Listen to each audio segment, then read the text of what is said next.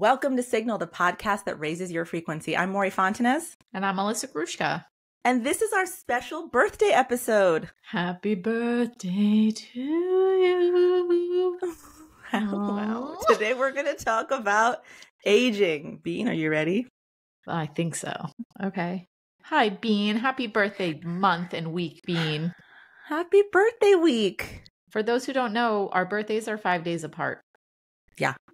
And it's fun that way. And Mory used to think she was a Leo for her whole life and then found out later in life she's a Virgo like me. And I have had a very tumultuous acceptance process. You have, but it just makes us more alike. Yeah. I think it's fun that we get to have it. I also think that I display more Virgo tendencies as I'm getting older. I think that when I was younger and a little fierier, I was a little more Leo. Yeah, I'm on the cusp. I'm born on August 22nd. Bean was born on August 27th, as is my baby boy Keon, August 27th. That's true. So we have a little Virgo club going on. But that's a cusp day. August 22nd is, when you look at horoscopes, the day that Leo ends. But it's because of the time that I was born. Anyway, long story short. I will also say that a lot of people do not have my birthday, August 27th. It wasn't until I was an adult that I actually met somebody who had my same birthday. Haven't you encountered people who have your birthday over the years? I have encountered one person, and she's become a very good friend and was on the show, Susanna. Oh, well, I feel like other people are like, meet people who have their birthdays. I never encountered anyone who had my birthday until I was an adult. And then your son was born on my birthday. Yes, which is really fun. It's a special day. All right. So because it's our birthdays, we thought we would get into this concept of aging. But before we do you have any cringes or delights for us? My delight is kind of related to aging. It's also a small story, but it was just very lovely. I was talking to my grandmother, who will probably come up in this episode like 1,000 trillion times, because if you're going to age and you're going to do it right, you're going to do it like Bubby. You're going to do it like Bubby E, because she just like nails it. Anyway, I was just talking to her on the phone a few days ago, and she was saying how she was at my cousin's house, and my cousin has kids that are like a little younger than my kids, and they were saying, I forget what they were saying. They wanted her to play. My grandmother's 93 and she's still as sharp as a tack, and she's in great physical shape and all the things. Mashallah. Mashallah. I don't know if that's what the Jews would say, but mashallah. Anyway, so she was saying that my cousin's little kid was really excited to have her there and all of these things, and that he wanted to play, but she couldn't get off the floor or something similar to that. And normally she can get up like no problem, no hands. She likes to show us that. She's very impressive. That is impressive. I can't even do that. Agreed. But what do you mean? Like she used to be able to get off the floor. I know what you mean. I'm saying I can't do that. Exactly. I don't even know how she does it. Exactly. Well, she can't anymore. Her hip's getting a little bad. I mean, she is 93, so things start to happen. Anyway, she was telling me that she was talking to my cousin's little kid, and she was saying, isn't it great? When you were little, I used to take care of you, and I used to help you do things. And now that I'm getting older, you get to help me do things. Aww. And instead of seeing it where I feel like a lot of people would see that as sad and depressing, she only saw beauty in it. And she was telling me like, my cousin's husband was saying it's the circle of life. And she said, and I've never heard, there's a song apparently about the circle of life from The Lion King. I'm like, yes, bub. There's a song from The Lion King called The Circle of Life. She's like, I have to hear it, but it really is the circle of life. I'm like, that's exactly right. And I just thought I would have shared this even if we weren't doing an aging episode, because I think her perspective on life is what keeps her young and healthy and 100%. Fresh, is that she could take that moment and instead of being sad, only see beauty in it. Yeah. God you're damn, right. Bubby. Her perspective is the reason she is 100%. 100%. Yeah. 100%. Mashallah, Bubby. Mashallah, Bubby. Mashallah, by the way, for you guys, is a Muslim term, but also I'm Persian. And we use it to just mean like to keep away the evil eye. It's like when someone says something kind or complimentary or good about you or someone else, you say mashallah to bless them, to keep them in that state of goodness and health. But you know what my Bubby does? She says poo, poo, poo. Like that's a thing. That's like poo, poo. Spitting on the evil eye. Yeah. That's what like, that is. Everything's good. Poo, poo, poo. Love you, Bubby. Love you, Bubby. She really is. I'm going to literally probably discuss her the entire episode. Well, I hope you share this with her then. I yes. We should have her on the podcast. I don't even know. Oh my God, that would be the cutest. The best. The best. She would just like be telling you how amazing you are the whole time. I'd be like, totally. Great, keep going. I'll take it. Yeah, exactly. On one of these days, we're feeling really low about ourselves. We'll have Bubby on. Exactly. All right, hit me with something. You have anything as adorable as Bubby? Oh my God, I have a delight. Oh, good. I have a delight. It's not as adorable as Bubby, but it is a delight.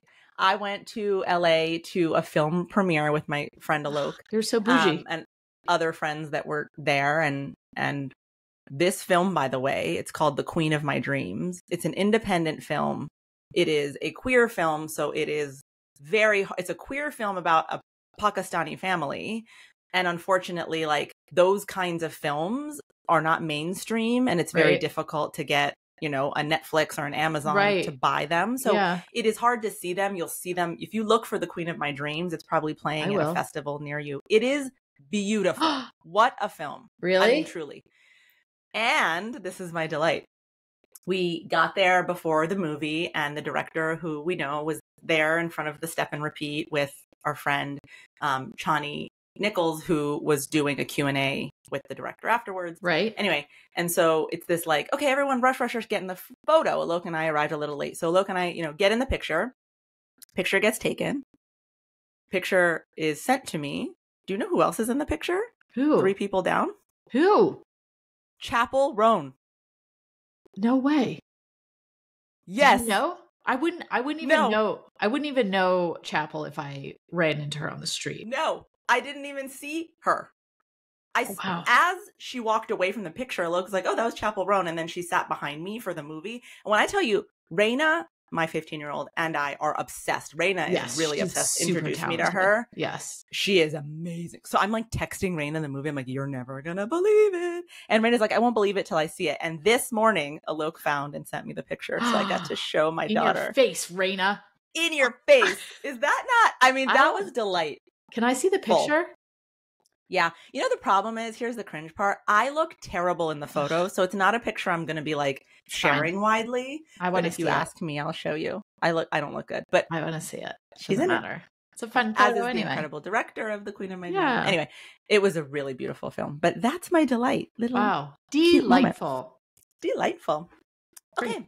Well, shall we talk about aging, Beanie, and birthdays? I think we shall. I will say, since I came on this podcast over a year ago, and we have brainstormed for hours and hours and hours of what to talk about, what people will like the most, I have consistently come back to aging as a topic.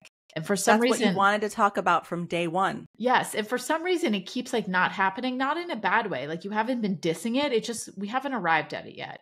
And suddenly we decided for our birthdays, and truth talk, we're both in our 40s now. And I have to say, as the preface to all of this, I feel like that's when aging really smacks you in the face. Hits you.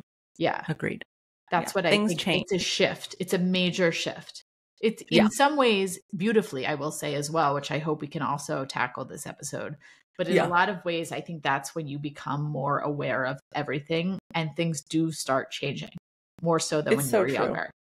Yeah, no, absolutely. I think we were putting this episode off because we were all afraid that this was going to be an episode where Bean comes to complain about aging, but you're coming at it with a totally different attitude. Oh, no, I'm going to complain mostly. I'm going to say I'm like 80% complain, 20% not complain. But I'm really hoping that with conversations with you, because we don't really discuss it much outside of me just whining, that I will be enlightened or I will have a mental shift or anything, that I can view it all in a different lens, which I can do sometimes, but it's challenging.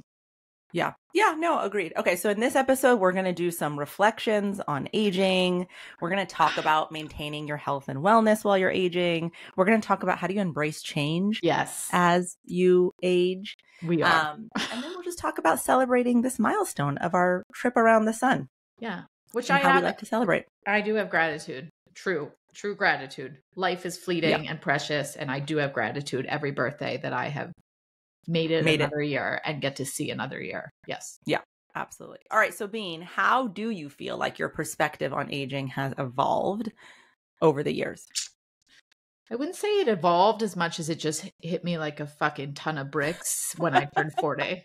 Like it was always not really on my radar because I wasn't aging. I mean, I was, but it was just not where my focus was. You know what I mean? In your 20s, you definitely aren't thinking about aging because you're young and fresh and perky and great. And then in your 30s, I think for a lot of people, not all people, you shift into marriage and kids and that kind of stuff. And then your focus is more on that than it is on like you physically aging. And then your 40s, you can't like help but notice. I just feel like it's really, and it comes up for me so often because the changes are happening so rapidly. Yeah. Yeah. I think for me, I never thought about it because my mom. Oh, your mom looks good. Mashallah. Aged so well and beautifully. Yes. Well is a subjective word. Let me use a different word. But even health-wise. Age in a way where her aging wasn't a topic because it wasn't in your face. Yeah. And I never really thought about it until, to your point recently, like as my 40s are crawling towards the mid 40s, I'm going to be 44 this birthday.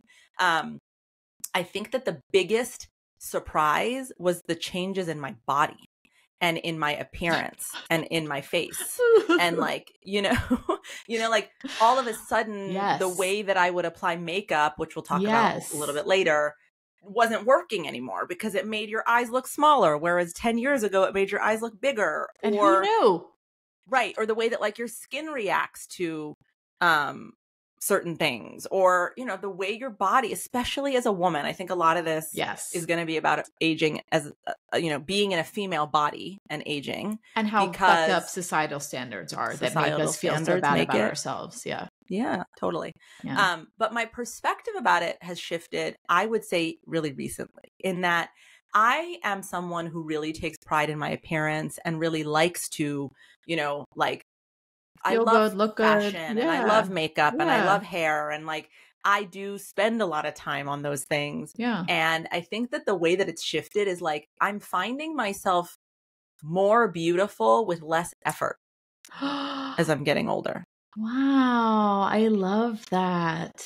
Bean, Thanks. I've never heard you say that. Bean, yeah, I really I had to be love reflective that for our episode, but it's true.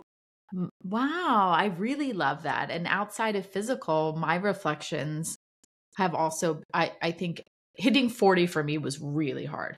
I never cared about birthdays, and 40, you and I sobbed on the phone with you. You did a lot. You did the most for your 40th. I cried a lot on my 40th. I don't know what happened. It was like walking into a wall. I don't know what happened. Well, I don't want to interrupt you and tell your life story, your experience for you, but I can tell you the way I interpreted the breakdown that you had at your 40th birthday, which was this sense of like time is running out and what have I done?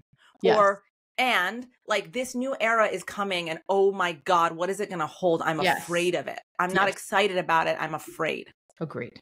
Fully. That's what I experienced. Yes, you're right. And I had been a stay-at-home mother and I hadn't kept my foot in the door in any way in terms of a career. And I was entering this phase where my kids were getting older and I was like, what am I going to do now? How did I get this old and not have a plan? Like I felt out of control. I hit 40 and I felt like completely out of control. Yeah. But I have to say now that I'm nearing 42, I am turning 42. I am understanding that there is definitely a wisdom that comes with aging. Yes.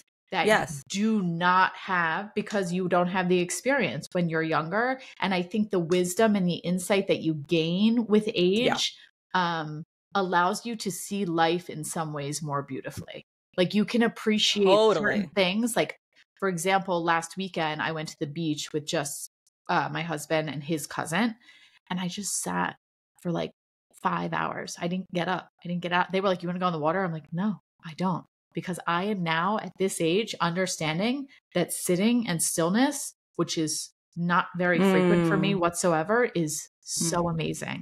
Just being. And my husband, Corey's cousin, is in his 20s and he couldn't sit still. And he was up and down, back and forth and around and in the bathroom and in the water and doing and fixing the thing. And he kept saying, do you want to come? And I realized at one point when he was in the water that all he does is have time. He has time to sit and be all the time. Yes. He wants to do. His body wants to get up and move. My body is in constant motion. It's constant. I have 3 kids. I have it's like life. It's constant.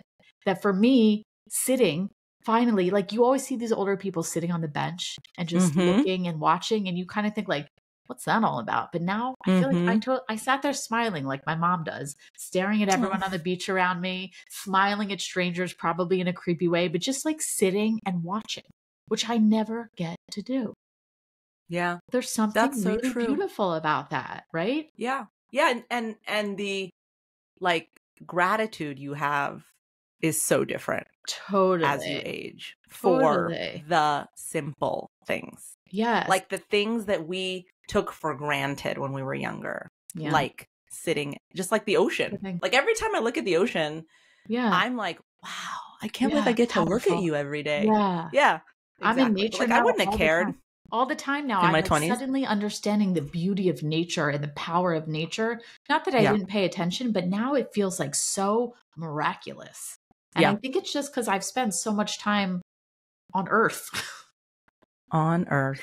Appreciating Earth. Well, why do you listen? I think one of the reasons that we, particularly in female bodies, resist aging is some of the societal perceptions that come with being a woman, a female identifying person, and aging. Yes.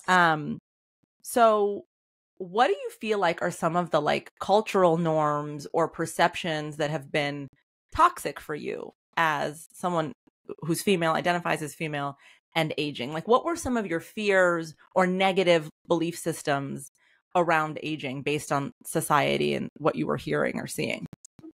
I mean, I don't even know if it's a belief. I'd say it's kind of accurate. I mean, that what happens to your body as you age, like you said up top, your body and your face as you get older, it's like starts to become like kind of unrecognizable. You know what I mean? Yeah.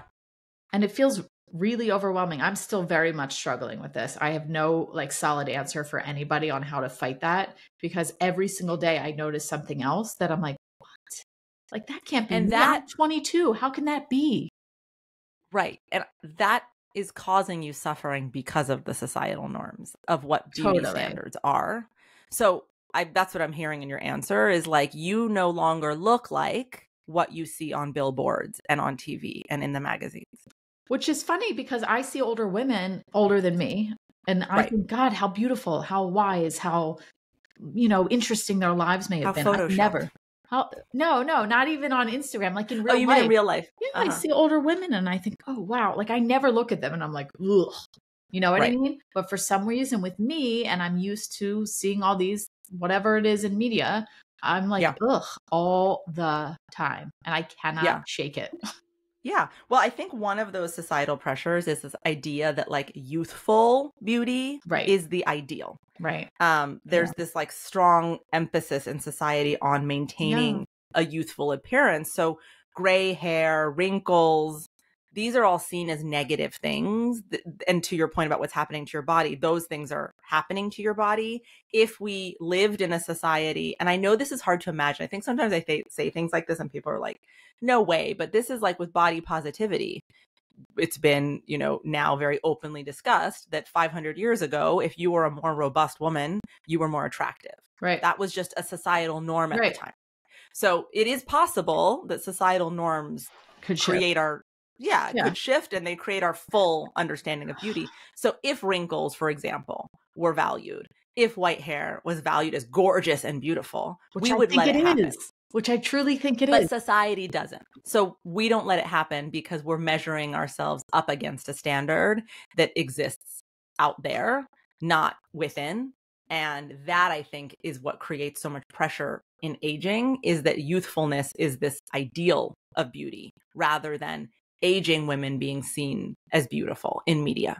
I also have to say that as a 42-year-old now, almost, I still feel like my constant age that I feel in my life for some reason is 28. Like I always still feel in my soul that I'm like 28.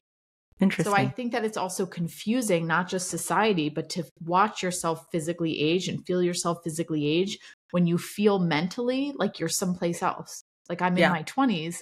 How can I have the body of a 42-year-old or the veins on my hands up? You know what I mean? Like it's so true. It doesn't align with how I feel inside.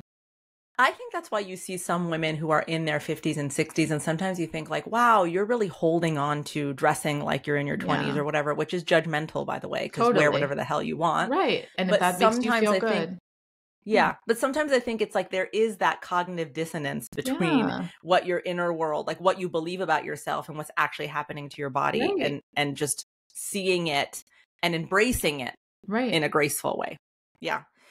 Okay. So other pressures, I don't know. I'm curious about if you feel like these are the answer is something that you deal with. Like I think women are really, really targeted by the beauty industry to use anti-aging products and treatments and cosmetic procedures. Yep. So there is like such a narrative about like, you can make this go away. Right. From the beauty industry. That's gross. So here's a remedy. Yeah. Like stop it. Yeah. Anti-aging. Right. Anti, like just that word is like this thing that you're going through, this process you're going through is something ugly, dirty that you should try to stop. And they don't even want to say like older skin. They say for mature skin. They don't say like when you're an old hag, this works great. They're like, if your skin has matured to the age of ripened. Your skin is so mature. It can have such a good conversation in such a your skin is so wise. Graceful way. Yeah. No, but yes. But and also I do it. I do all of the things. Me too. Completely doing everything. I fall for all of it. Me too. And I have daughters, and I really would like to not feel this pressure and not have them see me succumb to these pressures in the way that I am. Yeah. No, it's true. I think we have to just give ourselves some grace to understand that we exist within the context of the society that we are raised within. And so as much awareness as we have, and like as much as our consciousness is expanded and open, we also are women that were born in the 80s, that exist within the context of the society. And we grew up with diet culture and heroin chic and all of these like crazy standards. Oh my God. The 90s were nuts in terms of female representation and the way that we were like supposed to see ourselves. The other thing that I think, I just said it, like the other like cultural pressure on fashion and style. Oh my God. When it comes to aging, is this idea of like older women need to dress age appropriately. Which means that we have to somehow become more subdued or conservative in our fashion choices as we get older. Yeah. Chicos. I do have, that I have a love of Mrs. Roper, and I have a fantasy of dressing like Mrs. Roper in my like 70s. In your 70s, you would like to. Yeah. Okay. Understood. Right? Don't you think you like that vibe for me? Yeah. No. I really want to get into like muumuus and like just really that's what I'm saying. Billowy, and big chunky. Yeah. Yeah. I'm down with that. I'll live with you on that commune. Thanks. Our dream is to be in a retirement community, not like a facility, a community. So like imagine a pool, you're biking around, and there's like happy hour, and Bean and I are just kind of like lightly buzzed all day long. All day. Just like living our best friend life in our late 70s, early 80s. That'll be amazing. But do we have to wait that long? Ugh. I hope not. Yeah. But we have to include our husbands then. That's right. Bye. Yeah. Okay. So anyway, I don't know about this like idea. Like, do you feel like you have changed the way you dress, not because of your body, but because you want to fit a societal expectation of what a woman in her 40s should wear? Truthfully, I'm almost the opposite. So I agree. I think you are. No, not in that way. In like, I don't like dressing like a mom, which is really shitty of me to like comment on what a mom dresses like, because everybody should wear whatever the fuck they want to wear and feel good about. But I do struggle with this. Like, I still want to stay on trend because you and I both are into that. But I never want to look like, sometimes you see people who are trying to be on trend, but they're not totally getting it. Do you understand what I'm saying? I'm trying not to be judgmental. And I never want to appear like that. So I have found that if I stick to certain trends, but keep it like kind of in a minimal way, and I don't go overboard with it, then I don't feel as though it appears as though I'm trying too hard. This whole conversation is very superficial, but this is a real struggle. Well, like we're talking about cultural standards, which are very superficial. Like yesterday, I don't feel great when I'm not wearing something that I like. It contributes to how you're feeling. If you're having a good hair day, it's like the same thing. Yesterday I was wearing something and it was a very mom outfit, like full on mom outfit. Wait, describe it, please. I was just wearing like black sweatshirts and this like tank top that was like from this local yoga studio that I went to. What did it say on it? It was like community waves or like, I don't know, yoga pose or something. But the whole fit of the outfit and the whole, like my non-makeup, my messy hair, like I was just in full mom mode. Like it was almost like she just gave up kind of vibe. And I was like looking at it and I was like, oh, this isn't, but I don't have time to change. So this is what's happening. And I was walking in the car and I was like, I really feel like I'm dressed like a mom today. And I wasn't even finished. And my 13-year-old goes, you are. Like, no hesitation, nothing, no pause, nothing. Like you're fully dressed like a mom. So I was like, shit, I am the other thing. Oh, having teenagers. About being in your 40s with teenagers around you. The shout out to our teenage Suzanne. Girls. Yes, because they are the quickest. Like I literally was driving my oldest to camp today and I was dancing just while driving and she goes, you're so embarrassing. I said, so embarrassing. Nobody's even here. It's just you and me. Who am I embarrassing? Who am I embarrassing? Yourself. That's another thing with aging is that I was cool. You met me. You knew me. I used to be cool. I think you're still very cool. But in my 28-year-old mind, I also think I'm cool. So I'm always so shocked when this kid over here is telling me how uncool I am. I'm like, wait, I still think I'm cool. How are you telling me? What? I think one day they'll look back and be like, my mom was really cool. You do? I do. I think they have to think that we're not cool right now. Although Raina does tell me I'm cool a lot. I don't know. I don't know how I got so lucky. You are I don't know. Cool. Oh, I'm so jealous. So are you though. Raina just needs to talk to Evie and be like, it's okay to say it. It's she's not going to like take over your life if you admit I don't that think she's cool. Evie thinks I'm cool. That's the I problem. think she does. I see the way she looks at you. Anyway. Raina says you're cool? Oh, yeah. Wow. God bless I don't know. You. Wow, I don't know. Ask me in 2 weeks. Maybe it'll be different. Wow. Okay, so other societal pressures. Wait. You didn't even talk about you, and you're just asking me questions. What about you? You always dress to impress. You always have. You always will. I've never once seen you in something where I'm like, you look really momish right now. Ever. Never, ever, ever. I think that I have always put on my body what makes me feel the best. And this is one area where I don't allow cultural norms around what women in their 40s should wear to even enter my mind. Yeah. Because maybe it's like I'm too shallow, but I really just want it to look good on me. Yeah. And I don't care. I agree. That's one area I don't care. I like what I like. I like the way it looks on me. I like the way it makes me feel. I'm going to wear it. Whether it's like something that, sometimes there's like these boutiques, that are very clearly for your daughter's age, right? Like you can tell by the little mini t-shirts that like come up to your, navel and that are in the window. And I'll go in there and I'll find something just fine. Girl. And not like it's not, showing off my whole body, but like I don't have that feeling of, oh my God, this is going to be embarrassing if I wear it.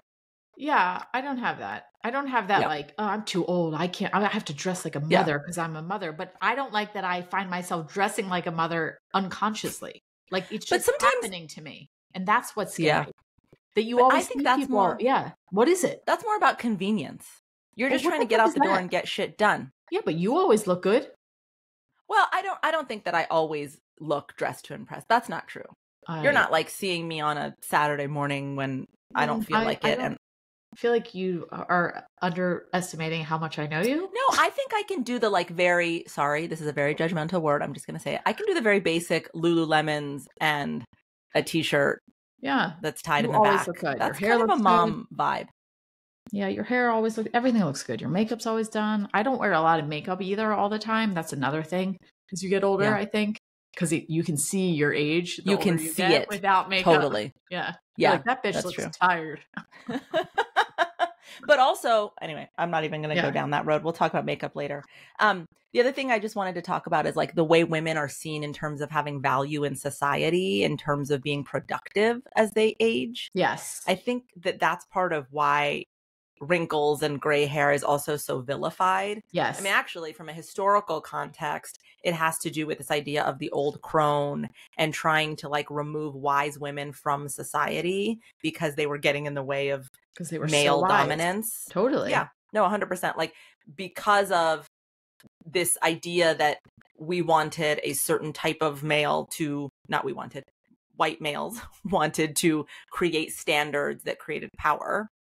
I'm talking about the patriarchy. Women have been villainized over time in history as they age because their wisdom is inconvenient. Because also there is a higher likelihood to speak up, to go against the standards that are being forced on you as you become older and wiser. And so older women have been villainized, and therefore we don't celebrate the traits of older women because it's inconvenient for patriarchal societies to celebrate wise women. But I think that one of the ways that that's happened over time that still we have a hangover from today is this idea that as we age, our value in society becomes less and less. In our youthfulness, we are there to produce offspring. Right. And to then raise those offspring. Right. But what happens when they leave the nest? You know, first of all, what that takes out of the entire conversation is women in the working world using our actual brains to create and innovate and problem solve, which we have been a massive part of. But this idea that our value decreases as we age is something that I really feel like is really toxic for women's psychology as they age. I think it's subliminally in our minds in a way we have to talk about more so we can address it and get rid of that notion. I love that, because that is very aligned with one of my greatest takeaways from aging, like I had mentioned before, which is I feel much wiser. I feel like all the experience has led me to here, has given me so much perspective on life. And I actually feel at this point in my life, like today, that I could contribute in the work world in a way that I never could have in the 42 years prior. That I now, because I feel like I have gone through enough shit in my life that I can do all different things. I know how to handle if it goes this way. I know what to do if it goes that way. I've seen, I've done. And now I could bring all of that to the table with me. And whereas before I didn't have that, and I never did think that I had enough value to really make a difference working or anything like that. And now I'm like in this, like, I feel like I could do anything. I don't know if I will, but I really feel like I could do so many things because of everything I've learned thus far. Yeah. No, I agree. And I'm glad that that's the feeling you have. I feel that way about my career too. Like, I think that I have found my voice finally. Yeah. So there is a way that if I went back into the agency world in the headspace I'm in right now, shit would have gotten done more efficiently. It would have happened, better. Right. I would have suffered less because other people's opinions about me being too aggressive, quote unquote, would bother me less because I don't give as much of a shit as I used to in my early 30s when I was in that world. Right. So I think that I would have been more effective and suffered less in the agency world. Now, at this point in my career, so much of what I do is about trusting my own voice and inner knowing and the things that I have to teach as a teacher and a guide. And I really feel like it's this wisdom that has allowed me to feel confident enough to say these things and like stand behind them and embody them and follow, like walk the walk. Right. And truly believe in what you're saying and doing because it comes from experience. Yeah. And so I think my message to anyone, I think that like this clearly feels like it doesn't apply to us, but I do talk to a lot of women in their 50s who have this notion of like, well, it's too late. You know, I'll be like, well, maybe you should go direct this film or whatever, like whatever we're talking about. Well, it's too late. I feel that way still too, in a lot of ways. And it's not. It's not. What, like, I think about what Bean just said. You have so much more to bring to bear to whatever it is you've decided you want to do. Start your own business, write a book, like whatever it is that you're thinking about is going to be richer and better because you're bringing so much depth and wisdom to it. There's no such thing as too late. Also, it's too late on whose fucking timeline? You know what I mean? Exactly. The timeline that says that older women don't hold value and are disposable. And what you and I are saying as older women or getting older is that it almost expands your timeline because now you're like, fuck timelines. You're like, I'm going to do what I'm going to do when I'm going to do it. I think the other thing just to talk about women particularly aging is sexuality and our intimate relationships and the way that those shift and change, and also the way that we are seen as, I again think there's like a cultural norm that says like we are somehow less sexual or less desirable or have less desire as we age. And that's not always the case. It sure ain't the case. Hope my mom and dad aren't listening, but I almost feel with the surge about it. I almost feel like with these new hormones that are coming into my body, which is probably perimenopausal hormones starting to make their way in, is shifting and it's increasing my libido again. Not that I'm an interesting case. I've never had very much of a low libido, but I think during like younger child rearing years and that kind of stuff, you're physically exhausted and you're drained. Overwhelmed. Right. Yeah. So I'm coming out of that. I feel like in addition to, I definitely have some crazy hormonal stuff going on with me. I can tell physically, emotionally, I can tell. And in addition to that, I feel like a desperate housewife almost in some ways, you know, how they're watching the gardener and they're watching the mailman and they're like, oh, a package for me, UPS guy. You know what I mean? Everything I'm looking at. Sorry, husband. I'm not doing anything. I'm just saying that it definitely is not true that your libido is gone in your 40s. No. And I think real talk, like our partners' bodies are changing too. 100%. And we don't talk enough about that. Yeah, fuck that. That's right. Right? Like, not that right. Like, I actually find a dad bod very attractive, and I find my husband very attractive. And, like, I'm just talking about culturally, we don't talk enough about, like, agreed. It's not women that are now becoming desexualized. It's also that our partners are aging. And so attraction is changing, and their attraction to us is, like, it is a two-way dynamic. Oh, yeah. Yeah. That is part of the recipe. It's not just us changing. And why do we have to carry that burden on ourselves? Like, oh, you're older, you don't want to have sex anymore. But it's also sometimes not in our cases, but sometimes it's like, maybe I don't want to have sex with him anymore. Or her especially anymore. Because when you've been in an intimate relationship for a longer period of time, it feels like there's less trying to bring you in and like get you to that state of wanting to have sex with the partner. And so like sometimes I can feel like this where it's like we'll just like get right to it, and I'm like, oh, what happened to all the ways that like we used to draw it out and like make it exciting and fun? Those things don't happen when you've been in a relationship for a longer time. And I think that that's part of it. It's not just like, oh, you're in your 40s, so you just don't want it as much. Right. Totally so right, Bean. It's not all on us. God damn it. God damn it. We're going to reject this idea that women who are aging are not sexual beings. Right? We are very much sexual beings. Sometimes the equation, Samantha, exactly. The equation changes a little. So just everyone's got to up their game. Yeah. Sorry. Right. Step it up, bros. Take that. Well, I think that we are talking about some things, though, that do reflect some of the positive conversation and perceptions out there about women aging lately. Correct. Thank you, Oprah Winfrey. I'm going to thank her for everything.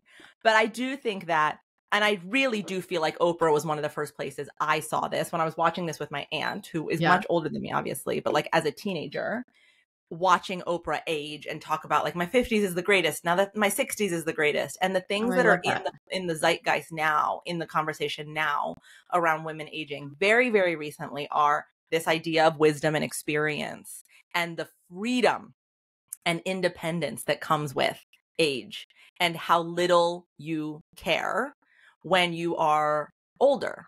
That all of the weight that you carried around, I need to make this person happy. I want to make this person like me. I want to make sure this person thinks these really positive things about me, starts to really fade away. And we have this sense of freedom coupled with wisdom that is so powerful.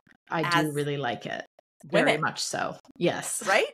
Yeah. No, fully agree. I think it's been, once I crossed that threshold of 40 where I felt extremely wobbly, I did step into a lot of power. I mean, we are saying a lot of great things. And I think there is, the reason I really wanted to talk about aging is because I think there's a lot of hard shit that we haven't really touched upon much, but perhaps the point of this episode will be to shift the narrative slightly for listeners. Well, That's it. I hope so, but let's talk about the hard shit. The hard shit. All right, let's talk about the hard shit. I'm because gonna life say, changes. Changes. Life changes dramatically as you age. Yes. And there's some hard shit. There is some hard shit. I really think physically aging has been hard. I think appearance superficially wise has been really challenging for me. Like I just mentioned my hands. It's not even like at the forefront of my mind, but sometimes I look down at my hands and I'm like, what? Because they're getting veiny. The skin is getting thinner and crepier and they're looking like older woman hands. But I, in my heart, feel like I'm 28. So I look down and it's like, it's shocking. It's like jarring. You're like, are those like my mom? Like, what's happening down there? Are those my mom's hands? Are those my mom's hands? The name of a book or an essay. It's so true. It's so true. Like, is that my mom? Not to say my mom or anything, but it feels really wild. And things that are like starting to sag. I mean, that shit is real. It's starting to sag. I will say that something else really empowering about my 40s is I decided I wanted to get really strong. It became less about like being, skinny. I don't even like saying it. And it has become now I'm like my body is a fucking temple. Right. Yeah. So I pay way more attention to what I put in my body. And I've been very focused on, like wholeness, wellness, all from head to toe, not just like being skinny or whatever it is to get into a bathing suit. Yeah.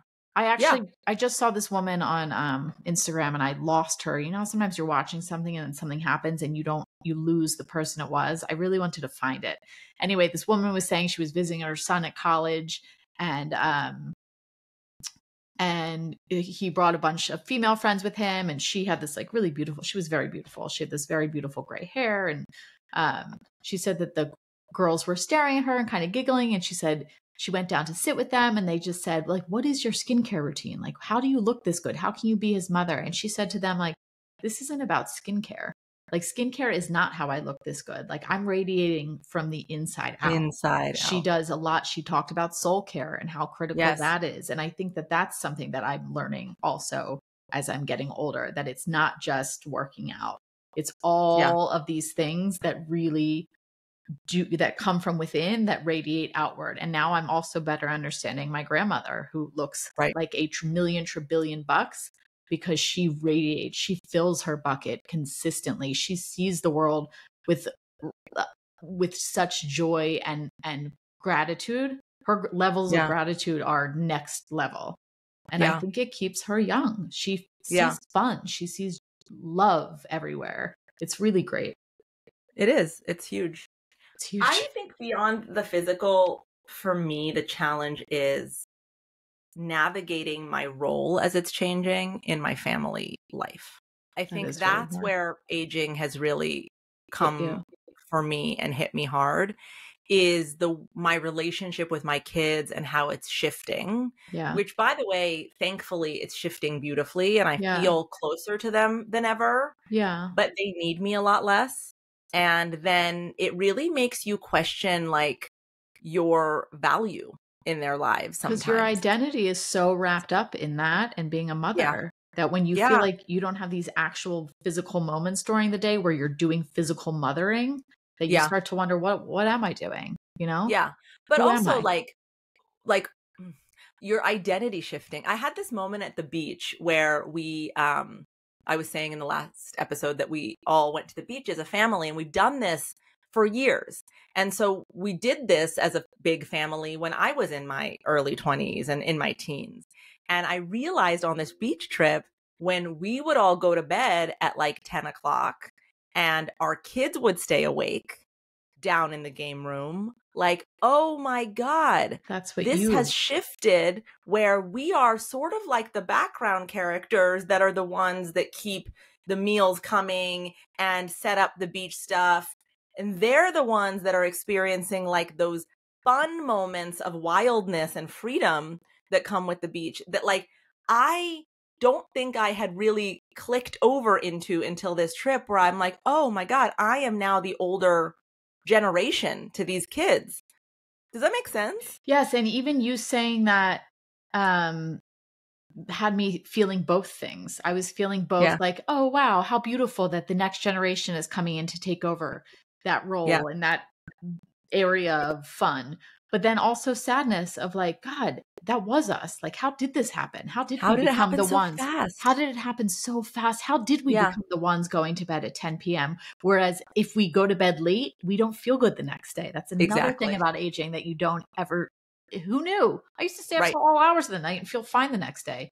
Now it's like, after 11, I'm like, it's going to be a wonky day tomorrow. We're drinking. Like, you know, I drank so much less on this beach trip because I was like, I want to have a good day at the beach tomorrow, which is a different perspective that I was in. It also made me look at our parents. Like, it made me look at my aunt and uncle and my mom and differently. Like, oh, wow, when I was a teenager doing this vibey stuff, you were me. Like, I never even, you don't put them in that. No, you don't. You don't humanize them like that. But like, you were me. You had all these desires and longings and wants. And like, I didn't even see you as a whole person because you were just my caregiver. Correct. And that's now the way that our teenagers are interacting with us sometimes, where you sort of lose your humanity in those instances because you're there to make sure you are the you're the support character. Right. And that's all they know. And we want to do that. But I feel like we want to do it. Sometimes there's a disconnect somewhere along the way. But yes, I agree with the humanizing, and it also seeing our parents in that light, and now also seeing our parents as even older. That's also been really hard about aging, is watching your parents age. Exactly. It's crazy. Exactly. It's yes, really crazy. 100%. I think that it's really important for me to acknowledge the hard time my ego is having with becoming, in my mind, in those instances, less relevant. And I think that is in some cultures, I think including ours here in the United States, because we don't value our older citizens and care for them the way that you see in certain Eastern cultures, like even in Iran, you know, older people are revered. In Japan, the wisdom of older people is revered. Like, you respect in India, like there's a level of reverence for that wisdom. I think that because in Western cultures, we don't hold that reverence, there's a sense of irrelevance that happens as you age. Like, you're fading into the background and life is happening. Why don't we hold reverence? Why are we like that here? Because we are such a productivity culture. Yeah. And if you cannot produce, you do not hold value. It is so shitty. It's so sad. And it is so short-sighted because there's so much wisdom to be handed down so that you can do things better and more efficiently and with more wholeness and fulfillment. But we block ourselves off from that learning because we don't have that reverence for the older generations the way that I really think we should. Yeah. And I think that I'm realizing, I live in a culture where as you age, you become less relevant, and my ego has a problem with that. I bet. As it should, honestly. Yeah. You know what I mean? So that's my big challenge. Wow. Mine also physically, my biggest challenge, I think, also is my body not working in the way it used to work already. Yeah. The pain that comes with like lifting a box and then not being able to move for 5 days. Like, what the fuck? Honestly, we were sitting talking before this episode, and I got up to go grab something before we were recording, and my knees were hurting because I had been sitting. And I started like, I'm 28. I don't understand how my knees are hurting. It's getting harder. The other day, I had to like step up onto like a step stool, and I couldn't like get my back leg up as quick. Like, it was like I had to like put more energy into lifting my leg up. Like, what? And I work out a lot. Yeah. And I know. The physical limitations are not something you're totally prepared for. At all. And I don't think people talk about it a lot. And I think people should kind of be a little more, like older people can't get up and sit down as much, but they don't talk about how that starts in your 40s. It starts in your 40s and you feel it. My knees for sure too. And you're right that like toning and doing like strength training is really important for aging bodies. Yeah, truly. I just met with my functional medicine doctor this week, and she was like, now we're at the age, we were talking about everything I do and even how I work out. And she was like, it's time to start introducing more strength training. For your bones exactly strength. What my naturopath said. She's like, next time I see you, I better have found out you're doing it 3 times a week. Oh, she needs to stop talking to you so aggressively. I liked it. Oh, mine was so gentle about it. She was like, she told me someone to talk to about it. I was like, great idea. Aw. No, I need someone to kick my ass to get my attention. No, she was so gentle. I don't. If you try to kick my ass, I'm like, I'm not listening to you. You'll kick their ass. I'll kick your ass. If you're going to yell at me, I'm going to punch you in your face. Well, listen, anyway, I think that we've talked about aging. We talked about so much. I don't want to end our birthday episode without talking about our birthdays for a minute. Oh, okay. I don't. You share. Full disclosure. You're big into birthdays. I'm not big into birthdays. Neither answer is correct or incorrect. No. You just are big into it, and I'm not very big into mine. That's it. I love my birthday because I love having a day to just really feel that I have license to do whatever the hell I want. That's what it is. I feel like though you live not in a shitty way, but you live according to that mentality a lot. I do. Yeah, I do. And yet it's one of the things I love about you. Yeah. If I'm saying that, then think about how much more you have in there. Holding it back. Wow. Yeah, totally. I love my birthday. And I feel like for me, birthdays are about, like, birthdays for me feel like a new year. It feels like this is when I'm going to really take a moment, take stock of this last year, and what do I want this next year to be for me? Yeah, that is what. Yeah, I do it more on my birthday now that you say it than I do for New Year's. Totally, I reflect on my years past and I think about what, especially in my 40s, what this coming year is going to look like. And what I have learned with all of my age and all of my wisdom is that you don't know. So stop trying to fucking guess or control it because you don't really know how everything's going to shake out.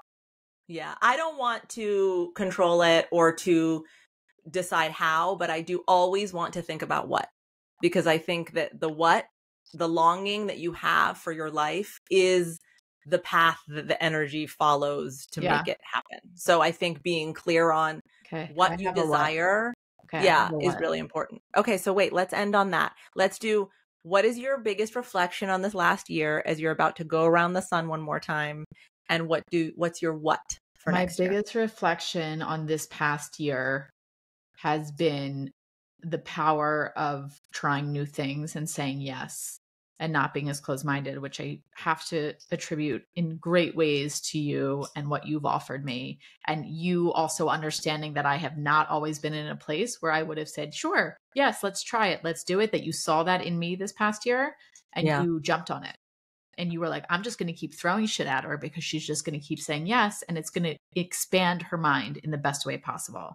So my knowledge is stop assuming that certain things aren't for you or don't work with you or all of these things until you try it. You can always try it and say, that didn't work for me. And there's nothing wrong with that. It's not a failure. It's gaining knowledge and perspective. I love that. Yeah. And thank you for giving me the shout out. I really give you all of the credit, but I love that I get to be a part of it. Yes. I have great gratitude. And I think for this year, whereas last year was more of a like dabbling in what can I do? What am I capable of? What does life look like when I add this or I change that? This year is about like expanding greatly.